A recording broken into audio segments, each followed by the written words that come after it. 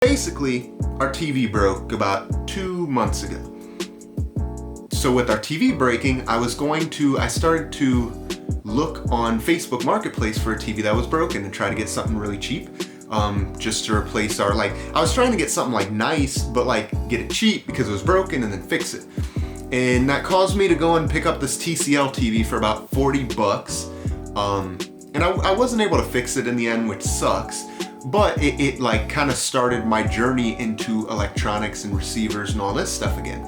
So when I was a kid, my father's always been very technically inclined, like when it comes to receivers and speakers and things of that nature, and he kind of taught me everything he knew. And my grandfather has always fixed appliances and stuff, so I know a lot about like fixing motherboards and testing capacitors and stuff of that nature, plus what I've learned on the internet and everything. But for the longest time, I've kind of put that in the back of my mind, and I haven't really had any interest in it until I got started like trying to fix stuff again. So basically, our TV broke. I bought the TCL TV to fix it. I wasn't able to fix it. Then I bought this Vizio TV, and of course I wasn't able to fix that one either. But in between those, I started searching Facebook Marketplace. So I was like, ooh, this is like a dope feeling, you know? Let's see if I can find some receivers and stuff, because I've wanted to get some receivers for the longest. Because if you see these speakers here, these actually came from my late Uncle Tony. They were always in his basement. I remember they were the coolest thing ever because they had the orange surround. I didn't know anything about speakers when I was like 8 or 9, hanging out in their basement at my grandmother's house. So when he passed away, we kind of inherited them, I guess, if that makes sense. And my father gave them to me. So the original woofers that were in these, because they had sat in the basement in the moisture for so long, the original surrounds and stuff were all destroyed. But we didn't realize that it was as simple as going on eBay and finding new surrounds, you know? So we actually took the speakers apart, like took the magnet apart and everything, and then kind of looked at them and everything, and then threw them in the fire.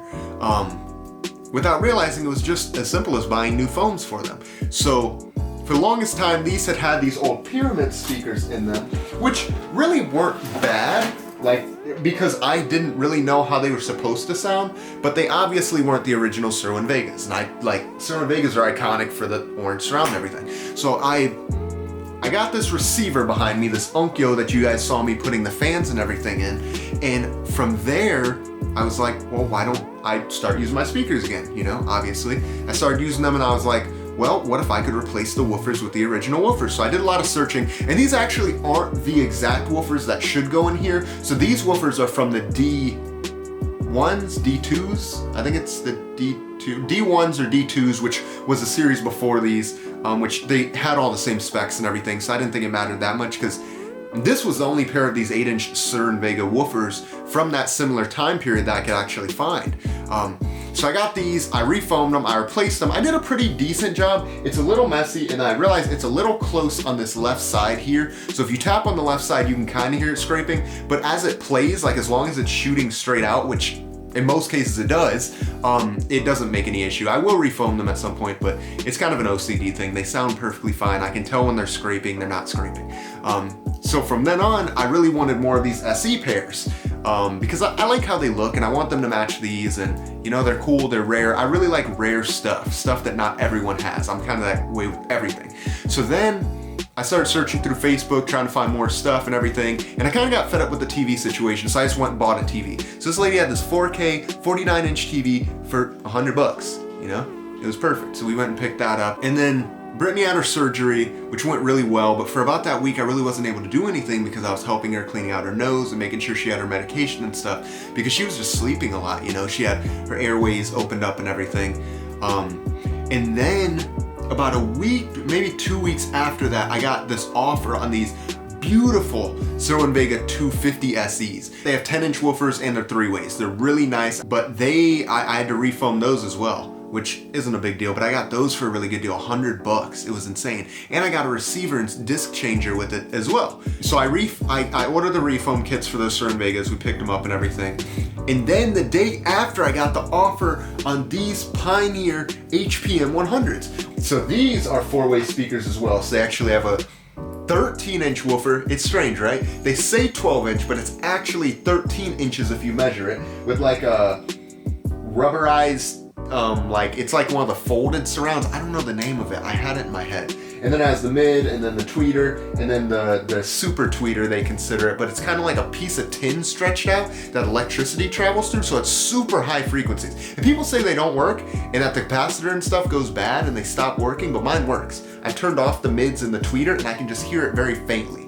So I don't know if like that's how it's supposed to be or whatever, but it works. And then like the dials work perfect, and the boxes are in great condition. There's no water damage to my boxes. Of course they have a couple scratches here and there because they're from like 78, 77. I haven't nailed down the exact year, but it's in between 77 and 78. But the cabinets are in beautiful shape. The grills are in beautiful shape. They sound beautiful. The only fishy thing is, the only issue wrong with them is one of the tweeters was poked in. So I actually popped it back out, and then I started hearing like a rattling, and I was like, gosh, the tweeter's blown. And I pushed it back in and it worked fine. So I'm just leaving it pushed in, you know? But I have an issue where my cats keep freaking attacking the dang grills, and it's pissing me off. But I've been doing a good job of watching them. But they sound amazing. The Cerwin Vegas are beautiful, don't get me wrong. But these Pioneers, they blow those away. They're very harsh, so it took a little while to get used to and everything.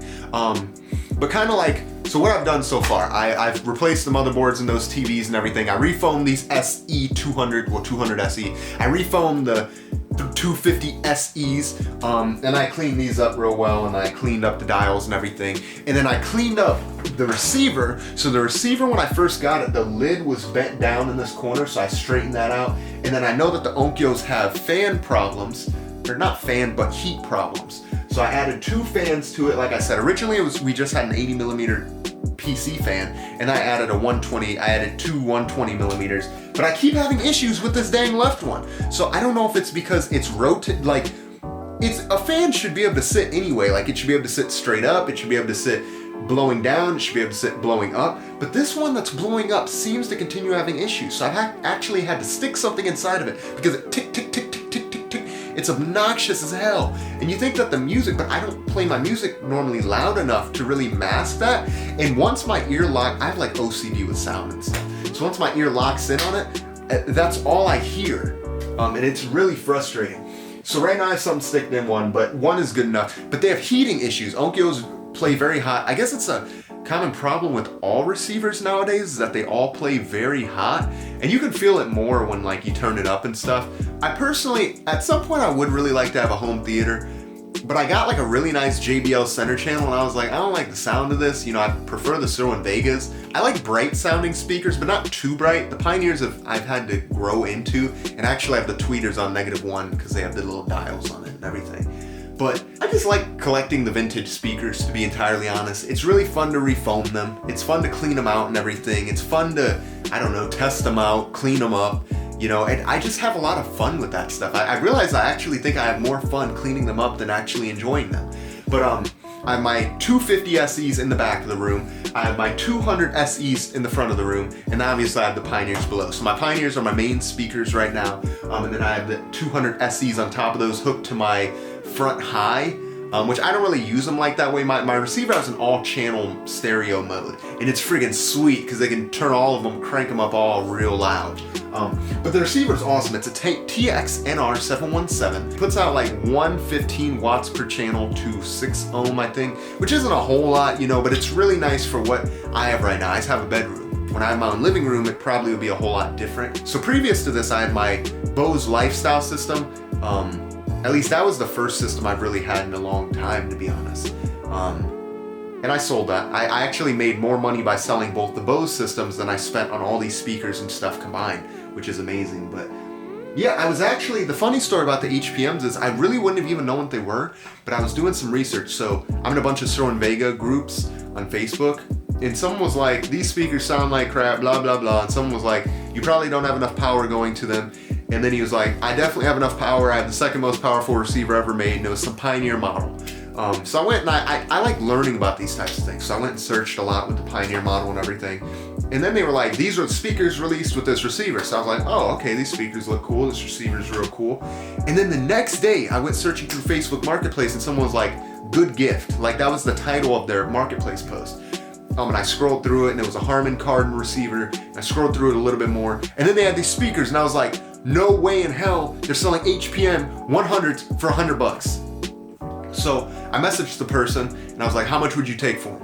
And they were like, 100. And I was like, well, could I give you 80 for them? And they're like, or so I don't know, it's some negotiation, but I think I ended up paying 80 for them in like near perfect condition. And originally I was just going to sell them, and it made me feel really bad, like from a moral standpoint, you know, but and then I heard them. I took them upstairs and I played them. They're like 55 pounds each. I carried both of them up the stairs in like a matter of like 20 seconds, and I played them and I was like, oh my Lord, this shit is insane. Because the whole room was shaking, and it like, I was playing them really quiet. I haven't even really gotten to turn them up yet. I'm kind of afraid to right now because they're so dang old. But they're in great condition, like I said. It literally looks like people like put I read there was some thing that Pioneer gave, like a synthetic, I don't know, like some type of glue or something, or protectant to put around the surround, because the surrounds were in perfect condition, and you can see kind of where they put it because they may have like went off course by a few centimeters or something, but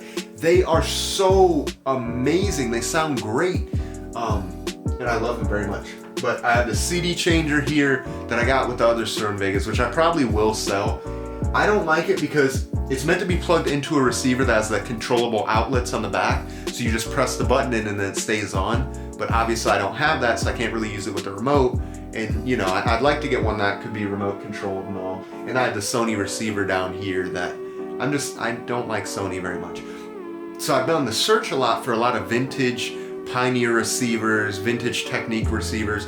My uncle, when he died, along with these Certain Vegas, actually got a Technique's SAGX 500. And I sold it, unfortunately, and I really want to get one back at some point. So I've been searching for one of those. I want to try finding one of those silver-faced Pioneer receivers to go with these speakers, but they're so dang expensive right now. But I love how the silver-faced receivers look. And that's about it. It's a cool hobby that I've had for a long time that I kind of put in the back of my mind, because, like, you know, in high school and stuff, a lot of things aren't cool. But it was cool to me, and I did it with my dad a lot. But I've always really enjoyed like hooking up stereo systems. I used to always hook up my father's stereo. I used to hook up our stereos in our cars and everything. I fully wired the Mercedes that I have, the E320. I like cut all the wires and then like read the schematics and figured out which wires connected where and got all that stuff wired up, and that was really cool, which I'm going to actually have to redo. But that's about it. That's kind of just what I've been up to, what I've been doing. So on that note, thank you guys. Appreciate y'all. Love y'all. Peace out, homies.